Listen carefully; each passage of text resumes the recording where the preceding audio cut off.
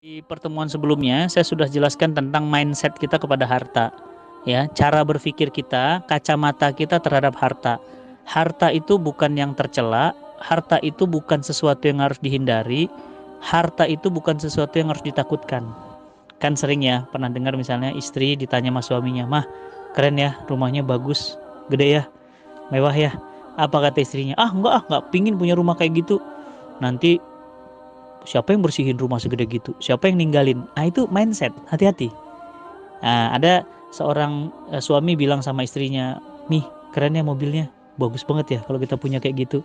Apa kata istrinya? "Nggak usah lah punya mobil mewah begitu. Masa punya mobil mewah sampai miliaran." Lah, ini mindset. Kalau cara pikir kita begitu, nanti itu yang terjadi. Makanya dari kemarin ya nggak akan naik-naik bisnisnya, nggak akan naik-naik perolehannya. Emang kenapa kalau punya uang 1 miliar tapi halal? Emang kenapa kalau punya saldo tabungan 100 miliar tapi halal?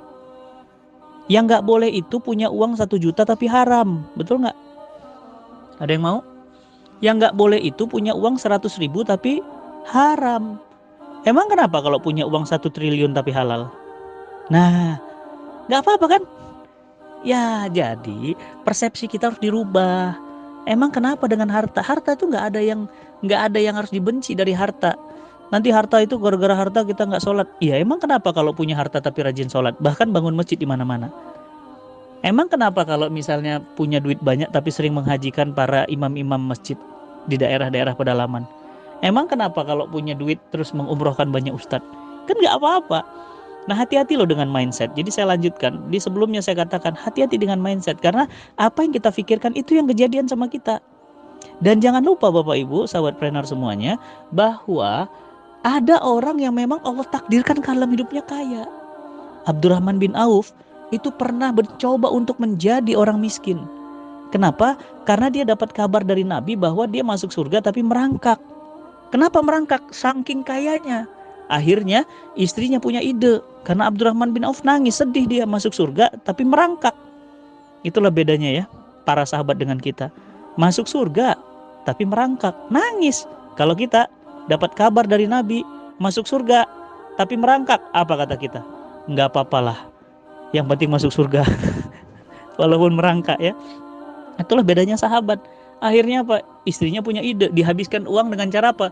Membeli semua kurma-kurma yang berada di Jazirah Arab, dibeli semua dengan harga yang tinggi. Alhamdulillah kata istrinya. Kenapa? Uang kita habis, wahai suamiku. Terus kalau habis berarti masuk surga nggak merangkak. Suaminya senang. Alhamdulillah kata Abdurrahman bin Auf, uang kita habis. Selang 1 bulan dari situ ternyata ada pengumuman dari Raja Afrika. Pengumuman siapa yang punya kurma yang sudah busuk, Raja Afrika membeli dengan harga 10 kali lipat yang dia jual. Pertanyaan saya, siapa yang punya kurma busuk yang paling banyak? Abdurrahman bin Auf. Kaya lagi, bahkan super kayanya. Langsung dia pingsan. Kenapa? Dia bilang apa? Mau miskin aja kok susah. Masya Allah ya.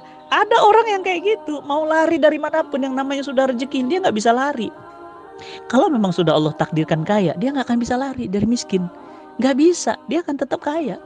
Kalau orang memang Allah takdirkan ujiannya adalah kesulitan hidup, ya dia nggak bisa lari juga dari situ, kecuali Allah yang merubahnya.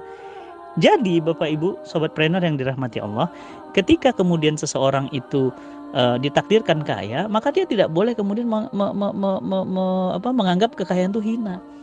Kan Allah yang ngasih, bagaimana bisa Allah menghinakan sesuatu yang dia beri? Nggak mungkin. Jadi mindset kita harus berubah bahwa harta itu yang penting diperoleh dengan cara yang halal. Syukur-syukur banyak. Kalau nggak banyak ya nggak apa-apa. Yang penting halal. Nah, halal itu yang nomor 1. Halal itu ridho Allah. Jangan sampai banyak tapi nggak ridho. Kalau banyak Allah ridho, kan nggak apa-apa. Ya, ubah persepsinya, hati-hati. Karena apa yang kita persepsikan terhadap harta, itu yang nanti akan kejadian dalam kita. Nggak usah umroh lah, kenapa?